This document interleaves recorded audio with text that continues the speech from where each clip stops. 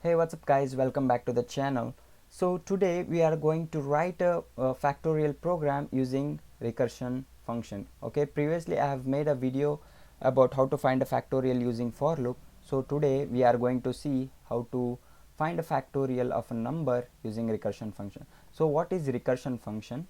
Recursion function is a function which calls itself during the execution.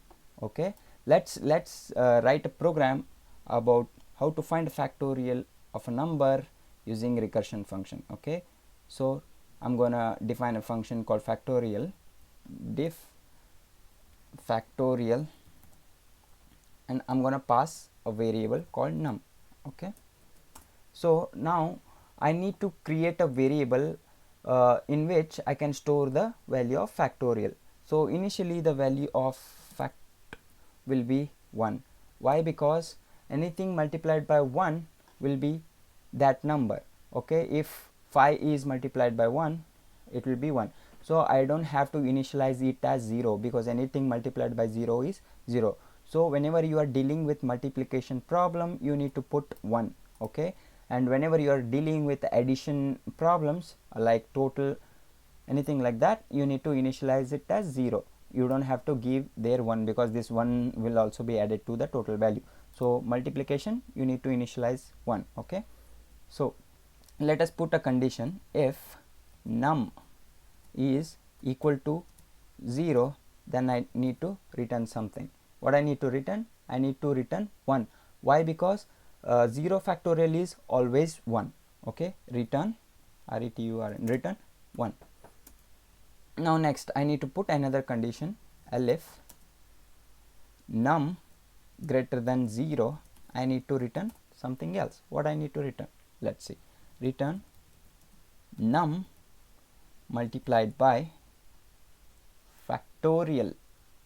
I'm going to copy this. Factorial of num minus 1. This line right here is called recursion function. Why? Because this function, this factorial function, is calling itself during execution. So this is recursion. Okay, this is what we call recursion. And then we are done here, and now let's execute this statement, this tab, and let me call that function factorial of let me pass 1. I'm getting 1. Okay, it's working. And now let me pass 5. It should return 120. Okay, there you go. This is 120. Okay, let me explain this step to you in detail. Okay, here I have passed num as 1, num as 5. So let me comment this. So num as 5.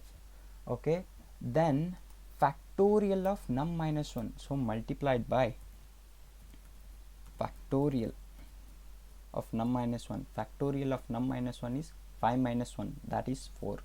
Okay, this function is called, this factorial function is called again. So next step hash next step I'll put it here. Hash 5 multiplied by factorial of 4. What is factorial of 4? This is calling. So num is not equal to 0, so this condition will never be executed. So it will again go to elif. What is elif? It has to return num is 4 now. Num is not 5 because previous value was 5. We have subtracted 5 minus 1, that is 4. So num is 4 again, so it will return 4, then multiplied by factorial of 4 minus 1, that is 3. Again this function is this return function is calling this factorial function. So next step, what is next step? Hash 5 multiplied by 4 multiplied by 3, then multiplied by factorial of 2. So this 2 is not equal to 0, so this this won't be executed.